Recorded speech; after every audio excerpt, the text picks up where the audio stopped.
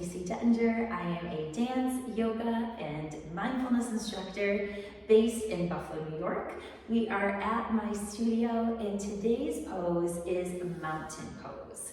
So, mountain pose, I think for some people can be kind of confusing because if you look at it, it just kind of seems like we're just standing. But it's so much more than that. Mountain pose is actually a very active pose, and it's something that we use to get us grounded and prepared for the movement to follow. So the idea in mountain pose, is that if we can be very mindful of keeping the muscles engaged and the alignment in place, it's going to create this really strong base for us to then add movement. So let's get into it. I'm going to turn and face this way for my mountain pose, just to give you some alignment cues.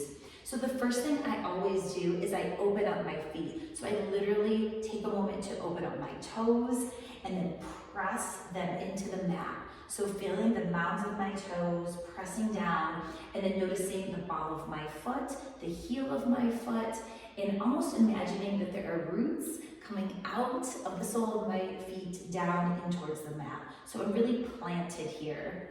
I then turn my attention to the muscles in my legs, and I'm actively squeezing. So the calves begin to engage, the muscles throughout the thighs, and that travels up and continues into the abdominals. The core starts to squeeze and pull tight, the glutes. And then as I continue up, I'm finding this long extension of the spine, almost like this spiral of energy reaching me up towards the ceiling. The arms become very heavy, and I'm pulling them down away from my shoulders while keeping those shoulders aligned with the hips. Okay, so it's a lot to think about. But basically, think of it as a squeeze and a stack. So I'm squeezing my muscles, everything is activated, and then I'm stacking one thing on top of the other. So feet, ankles, legs, hips, ribs, shoulders, neck, head, everything is in alignment. So my gaze is out forward so I don't drop the chin and inadvertently start to roll my shoulders and spine. And then just like a mountain, you want to imagine that your muscles are engaging so that you are strong enough. If a breeze came by, you would not be swayed. So we have this really attentive presence, this strength, this focus. And as you can imagine, because we've created all of this, we now have a really strong, stable place to begin to add some movement, which we'll do right now to play with.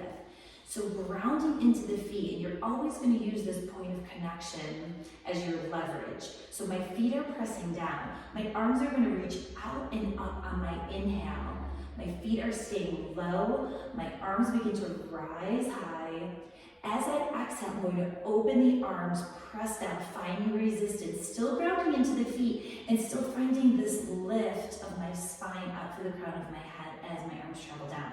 So it's never a relax at the end of it, it's all still very active. So I reach out, I lift up, I exhale, I let the breath go, the arms start to press down, but I'm still growing taller in the pose. Muscles are still engaged from start to finish. So one more time, I inhale, lift up. Let's add a fold here. So as I exhale, I'm going to push my hips back. I'm going to keep my spine long by reaching my nose out past my toes. Maybe there's a slight bend in the knee, but I'm pressing my heart down towards the mat, towards my legs, dropping my head, almost looking at my belly button as I come into this fold.